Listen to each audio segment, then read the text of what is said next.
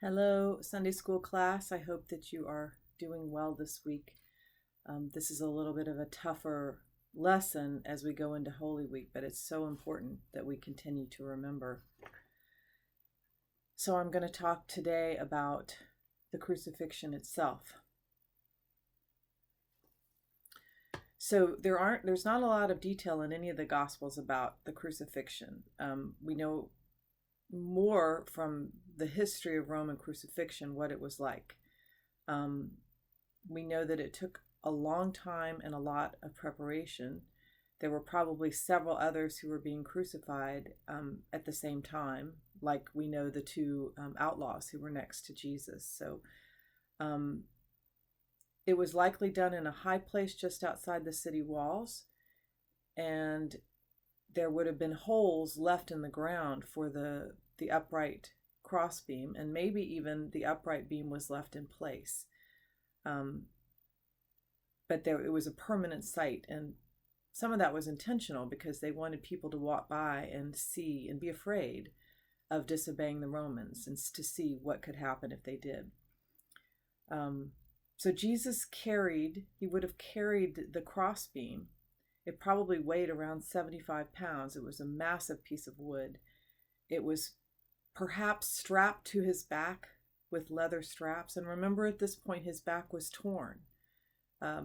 If you see any of the old movies about how slaves were lashed, you can picture the back of a slave when it had been lashed so many times that the skin was in ribbons. And that's what Jesus' back would have looked like at that point.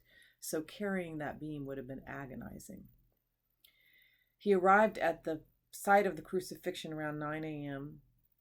And at that point, a team of crucifixion specialists called immunes would take over. They took Jesus' clothes, they forced him to the ground, they stretched out his arms. Several strong soldiers would hold Jesus in place while the other two would tie his arms to the beam with henna rope. The rope would already be cutting into his skin. At this point, Jesus can't move. Then the senior immune takes a heavy mallet and several 6-inch long nails. Maybe he sits down or crouches down next to Jesus' arm stretched out on the crossbeam to decide the best place to nail. Maybe he feels Jesus' wrist for the spot where the nail is most likely to hold. He puts the nail in place and he raises the mallet and he brings it down with all his strength, straight through the median nerve in the arm, in the wrist, in the hand, causing intense pain. And then he did the other arm. Then 2 soldiers on either side of the crossbar would lift it. Imagine the pain Jesus felt as his wrists took the full weight of his body. They would lift it up over their heads and drop it onto the open notch of the nearest stake in the ground. Imagine the pain as the crossbar drops into place and his body takes that jarring shock. The immunes would then hold Jesus' ankles sideways on a stake. You can see a picture of what this might have looked like with an actual bone that was found from the time period. And then they would nail his heels to the bottom of the stake. It was very difficult to breathe at this point. Jesus has to choose between the pain in his arms and feet and being able to breathe. He could breathe in, but it was really difficult to breathe out.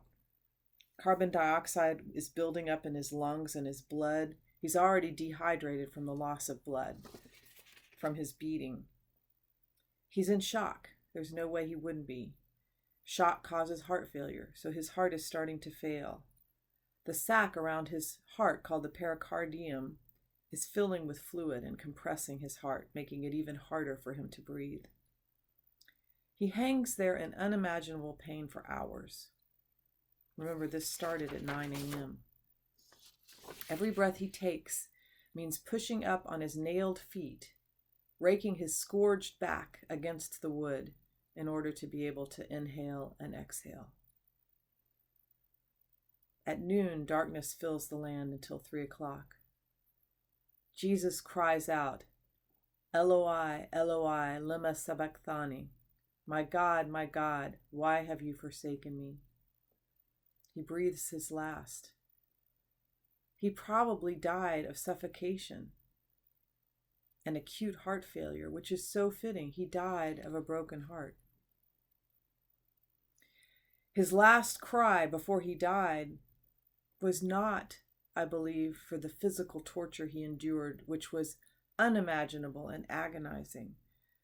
But I contend that the torture he felt that was the greatest was the spiritual torture. The spiritual pain of separation from God is unimaginable. It is unending, and that is what hell is, the spiritual separation from God. The consequences of our choice to stay away from God, to be separated from God forever.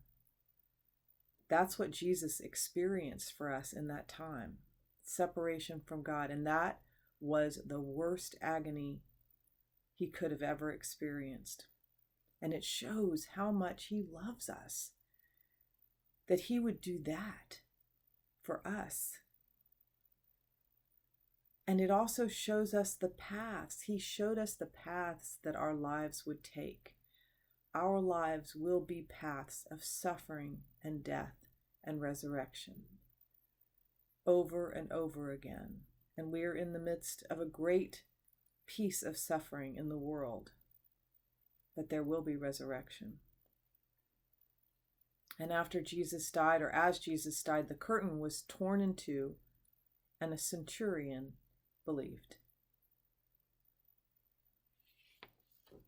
But that's not the end of the story. And that's what we will celebrate in a week.